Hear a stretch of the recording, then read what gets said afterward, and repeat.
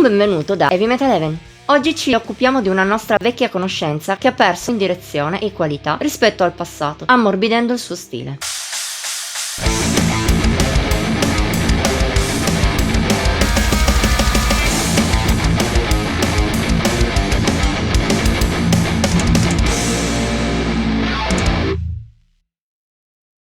Sconcertante. Volendo usare un solo aggettivo per descriverlo, sarebbe questa la mia scelta per Zero, del progetto lussemburghese Mean to You. Lo è non solo per il suo contenuto, che conta fino a un certo punto, ma soprattutto per il contrasto col precedente EP What We Could Have Been, di cui trovi la video recensione qua su. Se quest'ultimo ci era piaciuto, col suo misto bello teso e potente di metalcore, alternative metal e altri influssi, in questo full length la band, nata come un gruppo completo e poi diventata solitaria del bassista Mulles, mostra una nuova direzione musicale. E non una positiva. Se avevo apprezzato la carica sprigionata dall'EP, stavolta l'eccessivo ammorbidimento del progetto mi ha spiazzata. Sparito del tutto l'elemento core, anche quello metal si è ridotto all'osso. Al di là di qualche venatura più pesante, quello di Zero è un alternative rock dagli spunti hard. Questi ultimi, come anche i momenti che riecheggiano il metal, sono tra i miei preferiti. Il lato duro di Mean to You ha a tratti un tocco stoner, sabattiano e a volte persino hard anni 70. C'è anche qualche sparuto influsso di depressione grunge, ma per il resto parliamo di un alternative già sentito almeno dagli anni 2000, se non dal decennio precedente. Forse è colpa del fatto che tutte le canzoni partono da spunti risalenti al 2012, un anno prima della formazione del gruppo sotto il nome Mean to You. Sta di fatto che per me il tutto suona non solo vecchio, ma anche piuttosto moscio. La colpa, c'è da dire, non dipende solo da uno stile che alla fine ho sempre apprezzato, ma dalla sua banalità, dal suo non saper rileggere in maniera personale cliché dritti.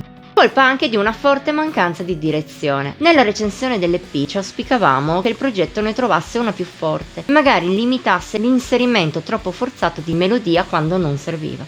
Invece Mean to You sembra andare nel verso opposto. Vuole infilare nelle canzoni tante influenze, ma spesso il risultato è un po' una cozzaglia. La perdita di energia non aiuta, anzi, rende Zero ancora più anonimo, a tratti persino insipido.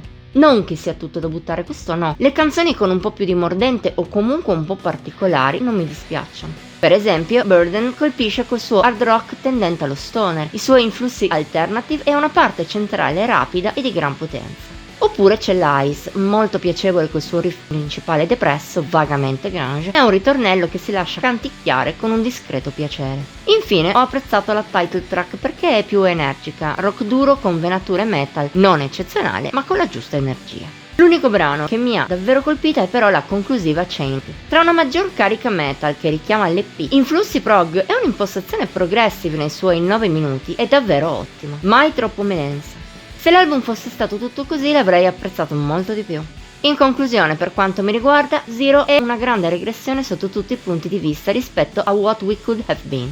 Si rivela un album decente ma non va molto oltre, è gradevole da ascoltare come sottofondo e nulla di più. Di sicuro non mi ha presa molto e neppure lontanamente come aveva fatto l'EP. Se da quello ci sono ancora canzoni che ricordo, da questo non rimane granché una volta finito l'ascolto. L'unica speranza è che, visto che parliamo di canzoni risalenti a quasi 15 anni fa, presto Mulles torni a suonare qualcosa di più pesante e meno scontato.